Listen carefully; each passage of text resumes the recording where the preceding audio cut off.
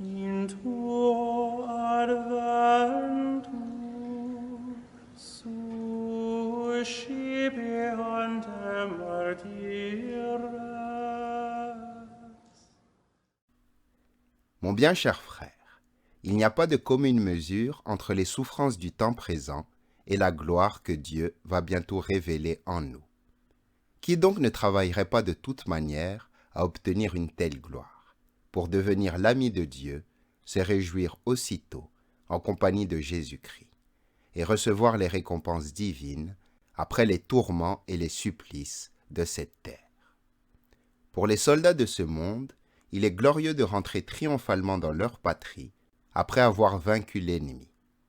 N'est-ce pas une gloire bien supérieure de revenir triomphalement après avoir vaincu le démon, au paradis d'où Adam avait été chassé à cause de son péché, d'y rapporter le trophée de la victoire après avoir abattu celui qui l'avait trompé, d'offrir à Dieu, comme un butin magnifique, une foi intacte, un courage spirituel sans défaillance et un dévouement digne d'éloge, de l'accompagner quand il viendra tirer vengeance de ses ennemis, d'être à son côté quand il viendra trôner pour le jugement, de devenir cohéritier du Christ, d'être égalé aux anges, de jouir avec bonheur du royaume céleste, avec les patriarches, les apôtres et les prophètes.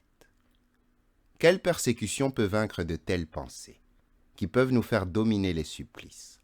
L'âme se maintient courageuse et inébranlable en s'appuyant sur cette méditation.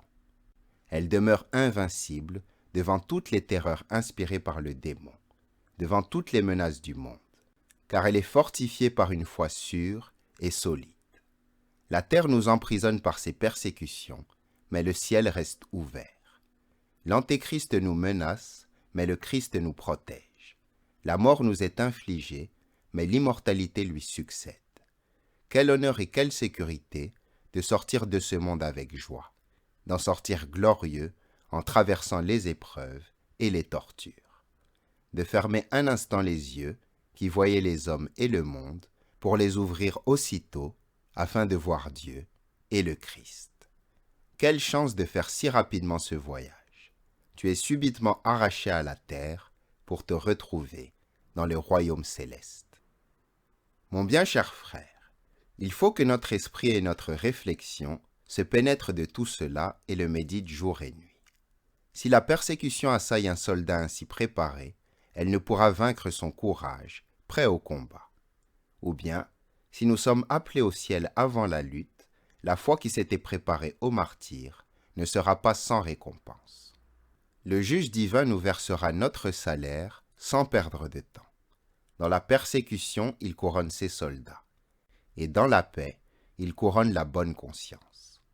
Prenons en main le bouclier de la foi et le glaive de la parole de Dieu. Pour la cause de Dieu, les armes de notre combat ont le pouvoir de renverser les forteresses, pour détruire toute puissance qui se dresse contre Dieu et pour rendre toute pensée captive dans l'obéissance au Christ. Amen.